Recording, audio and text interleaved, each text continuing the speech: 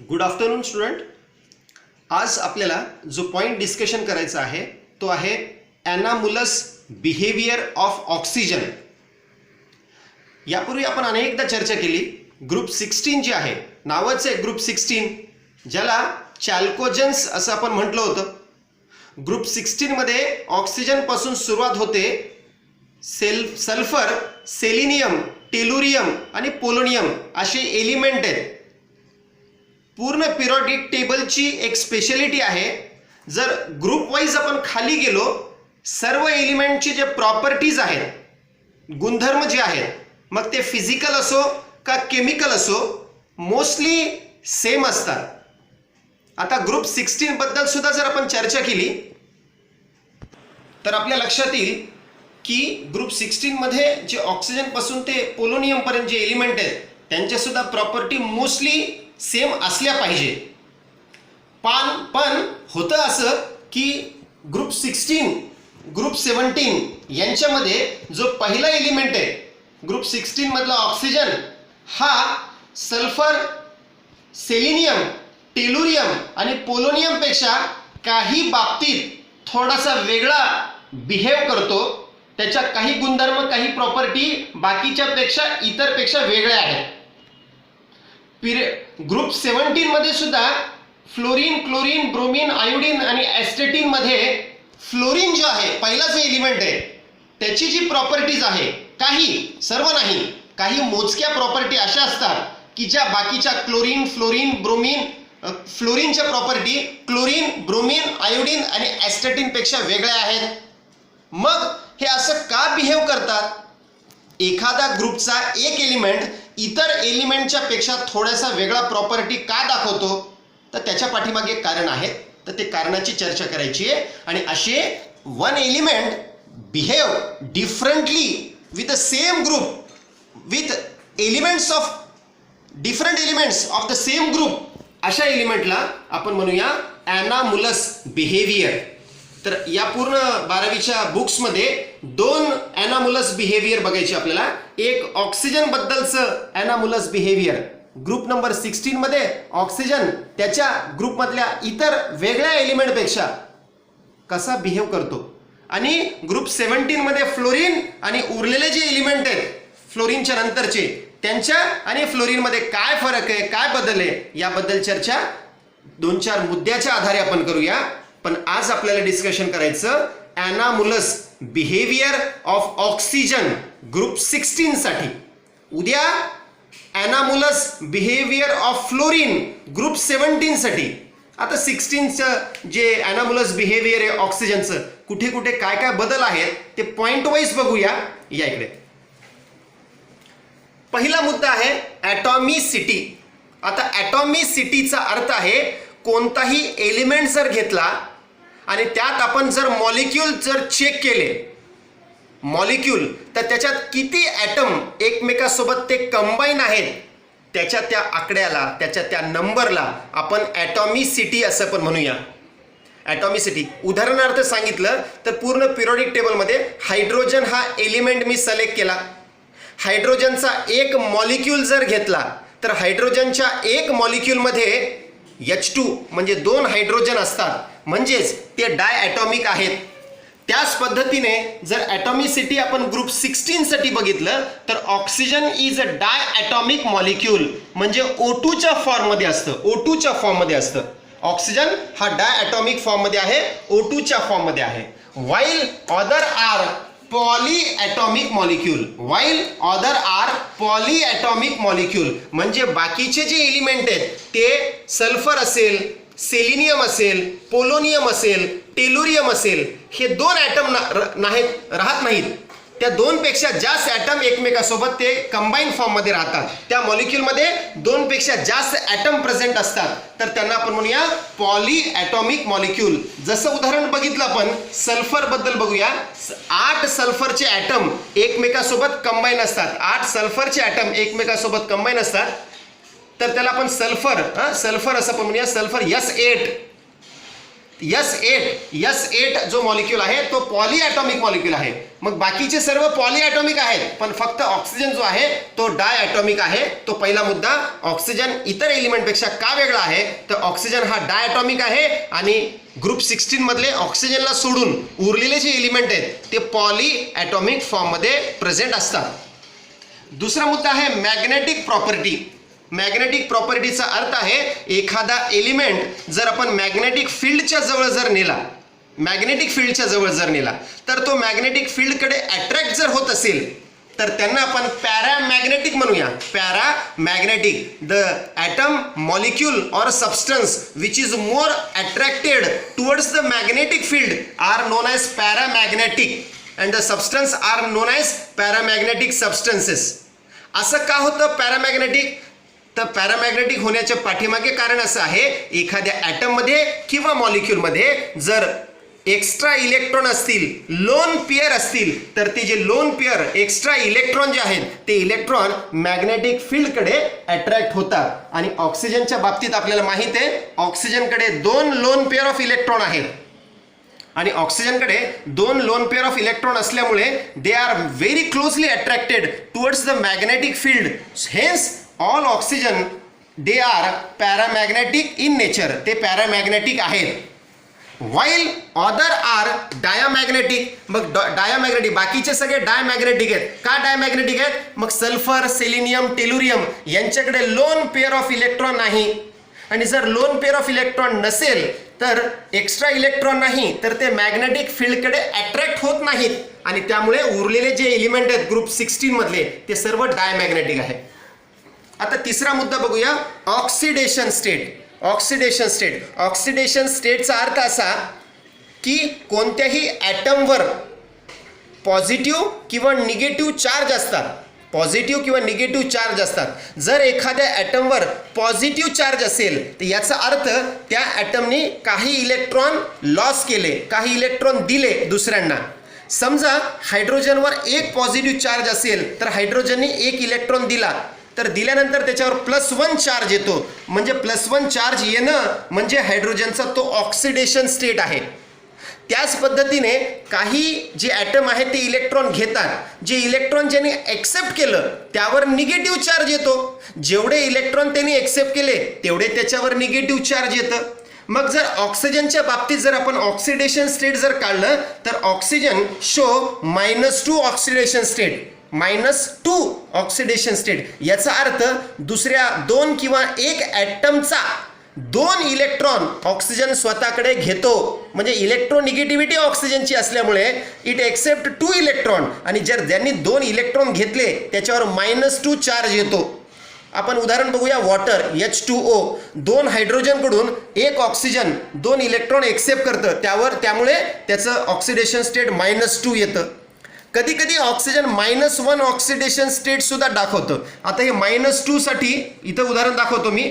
हे H2O इथं लिहितोय, ठीक आहे, आणि इथे लिहितो मी H2O2. H2O2चा अर्थ आहे हायड्रोजन परऑक्साईड. आणि या हायड्रोजन परऑक्साईडमध्ये एक हायड्रोजन एकाच ऑक्सिजनला एकच इलेक्ट्रॉन देतं. त्यामुळे इथे हायड्रोजन परऑक्साईडमध्ये ऑक्सिजनवरचा जो ऑक्सिडेशन स्टेट आहे तो -1 आहे. आता इकडे बघूया, +2चा अर्थ आहे कधी कधी म्हणजे जसं वॉटर जे आहे ते एकमेकासोबत काय करतात, बॉन्डिंग शेअर करतात. मग एखाद्या ॲटमला ऑक्सिजन स्वतःचे 2 इलेक्ट्रॉन जर त्यांनी दिले, 2 इलेक्ट्रॉन दिले, जसं आपण उदाहरण बघूया OF2 म्हणजे ऑक्सिजनपेक्षा सुद्धा जर जास्त इलेक्ट्रोनिगेटिव्ह जर प्रेझेंट असेल त्याच्यासोबत, मग फ्लोरीन जो आहे तो ऑक्सिजनपेक्षा मोर इलेक्ट्रोनिगेटिव्ह आहे. मग मोर इलेक्ट्रोनिगेटिव्ह असल्यामुळे 2 इलेक्ट्रॉन एक ऑक्सिजन स्वतःचे 2 इलेक्ट्रॉन 2 फ्लोरीनला देतो आणि दिल्यामुळे या ऑक्सिजनवर +2 चार्ज येतो. म्हणजेच काही वेळा ऑक्सिजनचा ऑक्सिडेशन स्टेट -2 आहे, काही वेळा -1 आहे आणि काही वेळा +2 आहे. म्हणजे -2 ते +2च्या दरम्यान ऑक्सिडेशन स्टेट ऑक्सिजन दाखवतो. मग बाकीच्या त्याच्याच ग्रुपमधले सल्फर पासून टेलुरियम पर्यंत त्यांची काय कंडिशन आहे, त्यांचं ऑक्सिडेशन स्टेट तसंच आहे का त्याबद्दल बघूया. तर other element show -2 oxidation state. काही -2 दाखवतात, जवळजवळ सगळेच दाखवतात -2. बाकीचे +2 सुद्धा दाखवतात, ते तर ऑक्सिजन सुद्धा दाखवतं. अजून काय स्पेशल आहे, सर्व ऑक्सिजनला सोडून उरलेले +4 आणि +6 ऑक्सिडेशन स्टेट सुद्धा दाखवतात. +4 आणि +6 सुद्धा ऑक्सिडेशन स्टेट दाखवतात, जे की ऑक्सिजन कधीच दाखवू शकत नाही. मग बाकीचे, आणि याला आपण म्हणूया हायर ऑक्सिडेशन स्टेट, म्हणजे ऑक्सिडेशन स्टेटची संख्या जर वाढली त्याला आपण म्हणूया हायर ऑक्सिडेशन स्टेट. मग हायर ऑक्सिडेशन स्टेट ऑक्सिजन का नाही दाखवू शकत, त्याच्या पाठीमागे एक रिझन आहे, तो इथे मी मेन्शन केलाय. Oxygen do not show higher oxidation state due to absence of vacant d orbital. जर ऑक्सिजनचा जर ॲटम बघितला तर ऑक्सिजनच्या ॲटम मध्ये डी ऑर्बिटल प्रेझेंट नाही, आणि डी नसल्यामुळे जास्त मोठे ऑक्सिडेशन स्टेट ऑक्सिजन दाखवत नाही. आता त्याच्यानंतर बघूया फोर्थ, नेचर ऑफ हायड्राइड.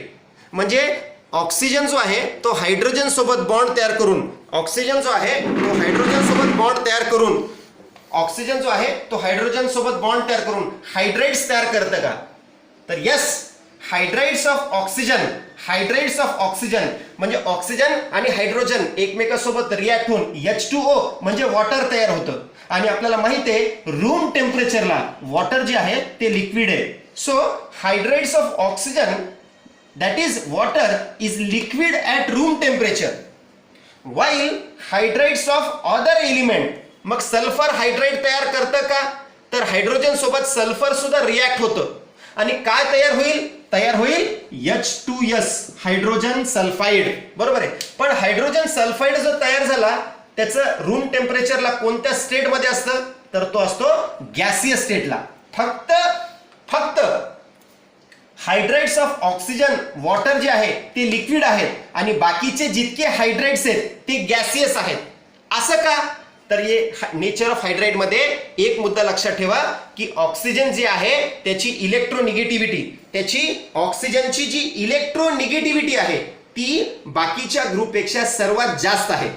आणि ऑक्सिजनची इलेक्ट्रोनिगेटिव्हिटी जास्त असल्यामुळे तो काय करतो, हायड्रोजन सोबत बॉन्ड तयार करून हायड्राइड तयार करतो, आणि हे हायड्राइड परत त्याच्यातला ऑक्सिजन जो आहे तो दुसऱ्या वॉटर मॉलिक्यूलच्या हायड्रोजन सोबत अजून बॉन्ड तयार करतो, आणि त्या बॉन्डिंगला म्हणूया hydrogen bonding. So hydrogen bonding is present in hydrides of oxygen. आणि तशी बॉन्डिंग जी आहे, कारण की सल्फर, सेलिनियम, टेल्युरियम यांची इलेक्ट्रोनिगेटिव्हिटी कमी आहे, ते हायड्रोजन बॉन्ड तयार करू शकत नाही, आणि त्यामुळे ते एकमेकापासून दूर राहतात, आणि त्यामुळे ते गॅसियस स्टेटला जनरली प्रेझेंट असतात. H2S, H2Se, H2Te, H2PO, तर हे सर्व एलिमेंट जे आहेत ते हायड्राइड जे आहेत ते गॅसियस फॉर्म असतात. फक्त H2O वॉटर जो आहे तो लिक्विड स्टेटला प्रेझेंट आहे, तर तो त्याचं नेचर ऑफ हायड्राइड्स आहे. आता हे सगळे जे प्रॉपर्टीज आहेत कोणाच्या, ऑक्सिजनच्या आणि त्याच्याच ग्रुपमधल्या उरलेल्या एलिमेंटच्या, ऑक्सिजनच्या आणि त्याच्याच उरलेल्या एलिमेंटच्या, त्याला आपण म्हटलं होतं ॲनामुलस बिहेवियर ऑफ ऑक्सिजन. आता ऑक्सिजननी उरलेल्या त्याच्या एलिमेंट सोबत वेगळ्या प्रॉपर्टी दाखवल्या, हटके प्रॉपर्टी दाखवल्या, त्याला आपण म्हटलंय ॲनामुलस बिहेवियर. मग ऑक्सिजनने असं का केलं, त्याचे फक्त 3 छोटे रिझन आहेत. ते 3 रिझन इथे मी लिहिलेत, मेन्शन केलेत बघा. The anomalous behaviour of oxygen is due to, ऑक्सिजनने असं का केलं, बाकीच्या एलिमेंटपेक्षा थोडेसे वेगळ्या प्रॉपर्टी का दाखवल्या, 3 रिझन, जे की बाकीच्या एलिमेंटमध्ये तसं होत नाही. तर oxygen have a small atomic size, बाकीच्या एलिमेंटपेक्षा ऑक्सिजनची ॲटॉमिक साईज लहान आहे. 2 नंबर, हाय electronegativity, oxygen, sulphur, selenium, टेल्युरियम, polonium मध्ये ऑक्सिजनची इलेक्ट्रोनिगेटिव्हिटी सगळ्यात जास्त आहे. आणि तिसरा महत्त्वाचा मुद्दा, ॲब्सेन्स ऑफ डी ऑर्बिटल. तर ॲब्सेन्स ऑफ डी ऑर्बिटल, ऑक्सिजनकडे त्याच्या ॲटममध्ये डी ऑर्बिटल नाही, बाकीच्या सर्व एलिमेंटमध्ये डी ऑर्बिटल आहे. आता का नाही त्याचं आपण तुलना करूया. मी इथे 2 ॲटम काढले, तर 2 ॲटम बघा. इथे ॲटम आहे ऑक्सिजनचा, ऑक्सिजन लिहिले, सेंटरला न्यूक्लियस, हा पहिला ऑर्बिटल 2 इलेक्ट्रॉन, दुसरा ऑर्बिटल 6 इलेक्ट्रॉन. ऑक्सिजनचा atomic number 8, electronic configuration 1s2 2s2 2p4, म्हणजे 2p आहे. आणि आपल्याला एक गोष्ट माहिती आहे, पहिल्या ऑर्बिटल मध्ये s सबशेल असतं, दुसऱ्या ऑर्बिटल मध्ये s आणि p सबशेल असतं. डी ऑक्सिजन मध्ये सबशेल नाही, डी सबशेल नाही. 2d नसतं. 2d नसतं म्हणजे डी ऑर्बिटल ऑक्सिजनकडे नाही. Absence of D orbital, absence of D orbital. आणि त्यामुळे आता परत त्याची तुलना आपण सल्फर सोबत करूया. आता सल्फरच्या सेंटरला न्यूक्लियस आणि न्यूक्लियसच्या बाजूला जो पहिला ऑर्बिटल आहे त्याच्यात 2 इलेक्ट्रॉन. सबशेल कोणती? यस. सल्फरचा दुसरा ऑर्बिटल सबशेल कोणती? यस आणि पी. 6 इलेक्ट्रॉन. आणि त्याच्यानंतर तिसरा orbital yes orbital, P orbital आणि डी सब ऑर्बिटल. तर सल्फरचा ॲटॉमिक नंबर तुम्ही काढा 16. इलेक्ट्रॉनिक कॉन्फिगरेशन लिहा 1s2 कारण की पहिल्यामध्ये यसच सबशेल असतं. दुसरा 2s2 2p. बघा पहिल्यामध्ये फक्त यस असतं, दुसऱ्यामध्ये यस असतं आणि पी असतं, पण तिसऱ्या ऑर्बिटल मधून यस पी आणि डी ऑर्बिटल सुरू होतं.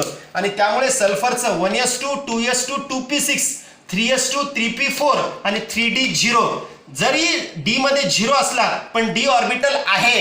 बाकीच्या सर्व एलिमेंट मध्ये डी ऑर्बिटल असल्यामुळे त्यामध्ये काय होतं, त्याचं ज्याला आपण म्हणूया ऑक्सिडेशन स्टेट वाढतं. आणि ऑक्सिडेशन स्टेट वाढलं की थोडं ऑटोमॅटिकली त्याची इलेक्ट्रोनिगेटिव्हिटी कमी होते आणि मग ते गॅसियस असतात. त्याच्यानंतर त्यांचं हायर ऑक्सिडेशन स्टेट असतं, ते डायमॅग्नेटिक असतात. आणि ऑक्सिजन हा पॅरामॅग्नेटिक आहे, लिमिटेड ऑक्सिडेशन स्टेट आहे. त्याचे हायड्राइड जे आहेत ते लिक्विड फॉर्ममध्ये आहेत. आणि हे सगळं बेसिक रिझन आहे. आता बुक्समध्ये 2 क्वेश्चन दिले, बुक्समध्ये 2 क्वेश्चन दिले. आता त्या 2 क्वेश्चन बद्दल आपण चर्चा करूया. या आपण जवळ घेऊया. क्वेश्चन नंबर 1 बघा. Which of the following possess hydrogen bonding. म्हणजे त्याच्यात 4 एक्झाम्पल दिलेत. हायड्रोजन बॉन्डिंग कशात प्रेझेंट आहे? H2S, H2O, H2Se आणि H2Te.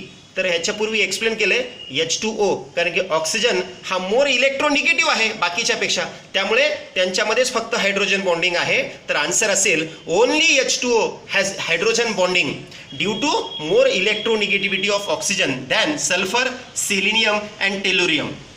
बस एवढंच. प्रश्न दुसरा. Show hydrogen bonding in above molecule with the help of diagram. म्हणजे एक फक्त डायग्राम काढायची आणि सांगायचं की हायड्रोजन बॉन्डिंग वॉटरमध्ये कसं आहे.